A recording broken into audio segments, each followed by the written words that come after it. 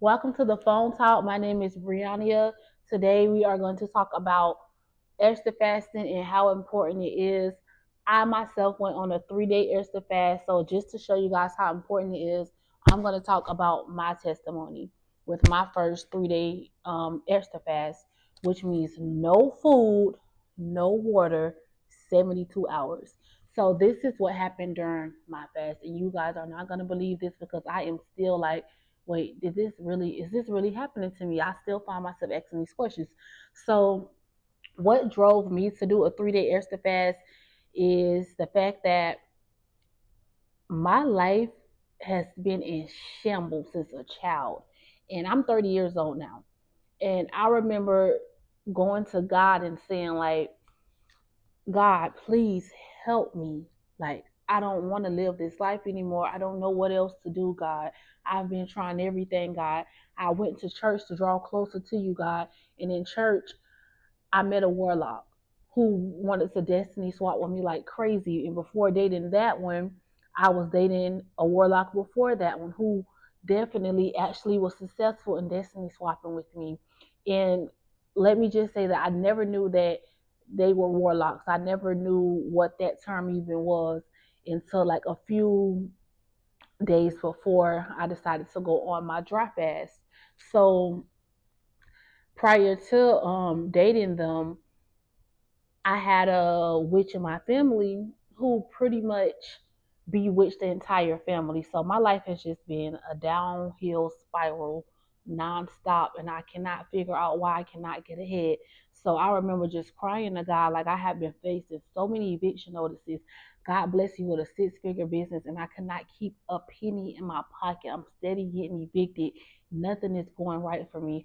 And I'm like, God, I don't know what else to do.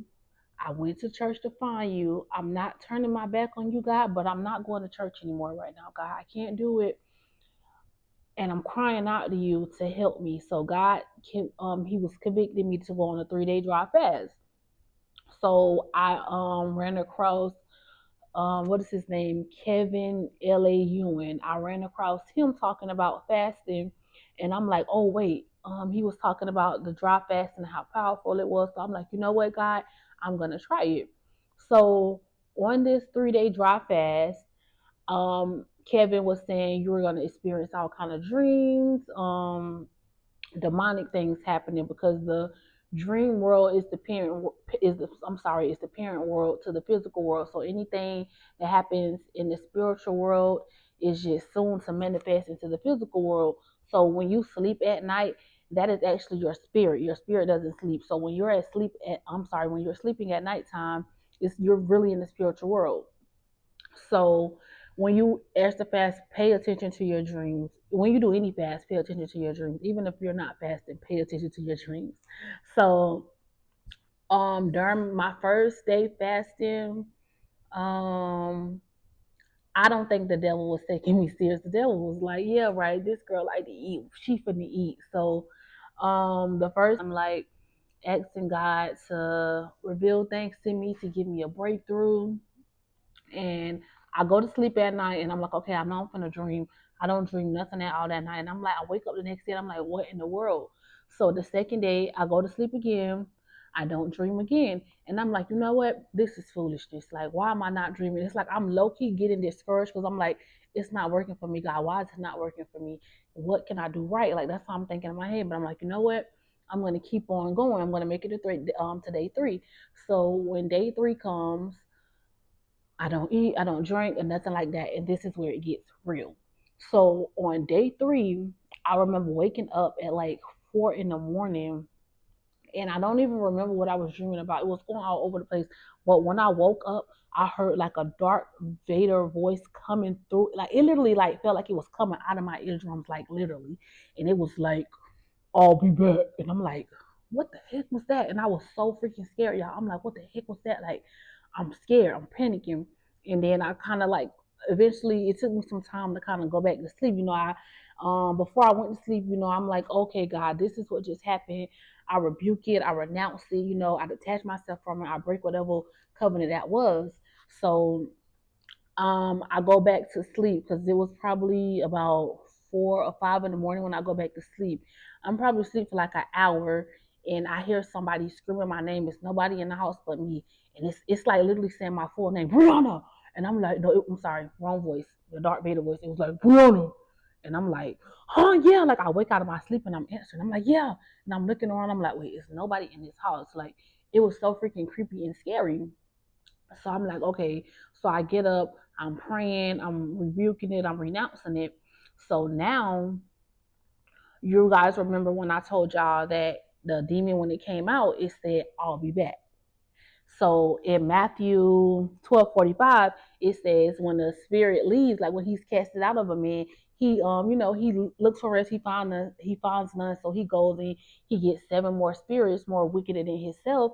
So to get back in, because he needs access back in. So the seven spirits that he's gonna go get is spirits that, you know, can get access to me. So when he said, like when the demon said that to me, and at this moment I'm like, I'm still kind of fresh to it. So I'm like, what the heck was that? It didn't hit me till later when I heard Kevin giving the testimony about the strong man, which is the demon who, kind of screamed his name too. And I'm like, wait, that is the exact same thing that happened to me. I'm like, no way, this is crazy. So I'm sorry. Let me take a quick breather. Okay, yeah. So now, fast forward, when the demon said he was coming back, I'm like, okay, I'm like literally looking out for everything.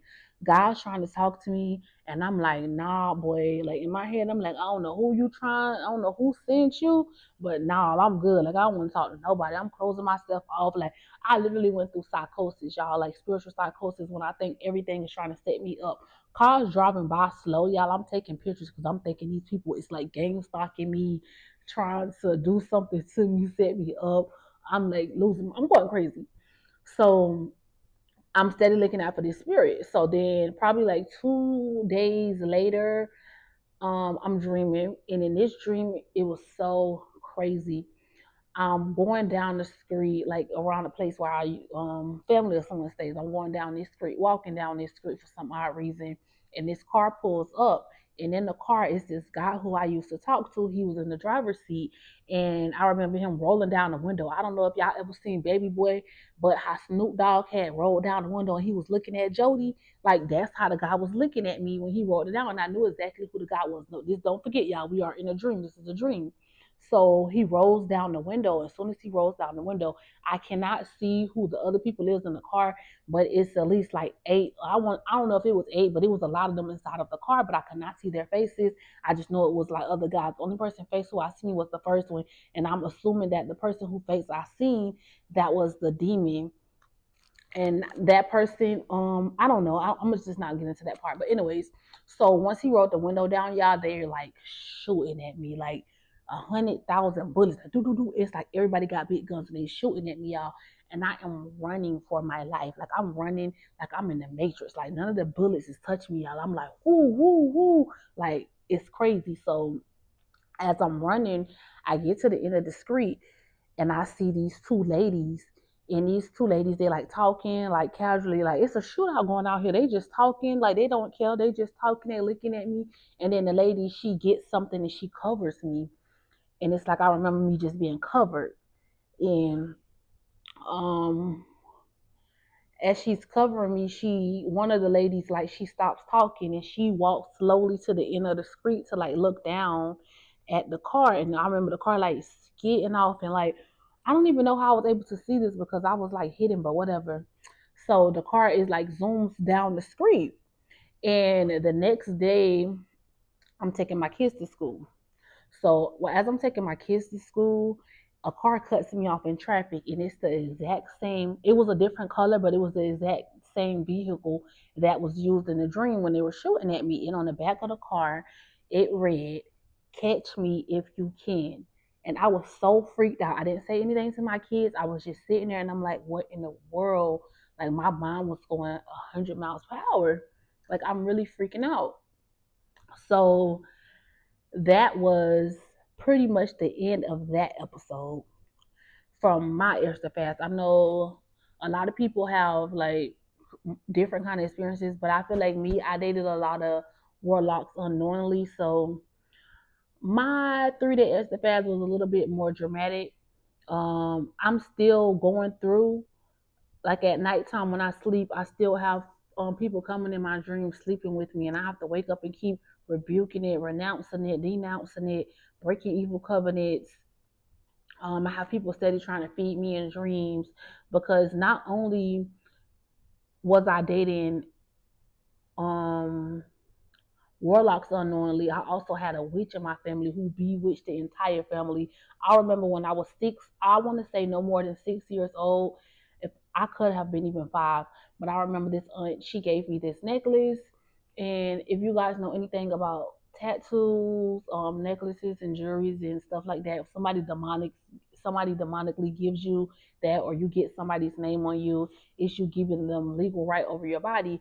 So I never knew that I was so anointed in God because um just of my upbringing and like the spirit of rejection just being so heavy on me, I would have never known that I was so anointed in God if I didn't date all these warlocks who seen something so powerful in me that they like went crazy to destiny swap with me. Um, so let's just get back into the Esther fast.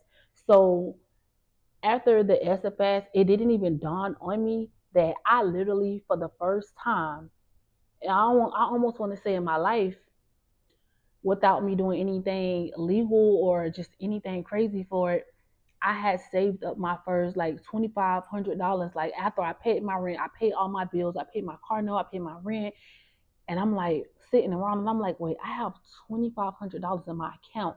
I'm like, wait, no way. So it was like I thought about it and I'm like, oh wait, you are receiving a breakthrough. Like you're going through a breakthrough season from that fast. I think that I'm gonna do a part two about me dating the warlock at church. Um yeah, it's just so many different warlocks that I was dating unknowingly, and God showed them to me in dreams. Like I had one of them, he astral projected into my dream, and God woke me up in my dream still. Like I was still dreaming, and God woke me up. And when God woke me up, I was like walking in my kitchen, and I see him, and I'm like, I'm saying his name. And he looked at me, and I'm just like creeping by the door slowly to get out. Y'all, it's juicy. If you want to hear more about the warlock astral projecting into my dream and me catching him and he got arrested, come back for part two. It is about to go down.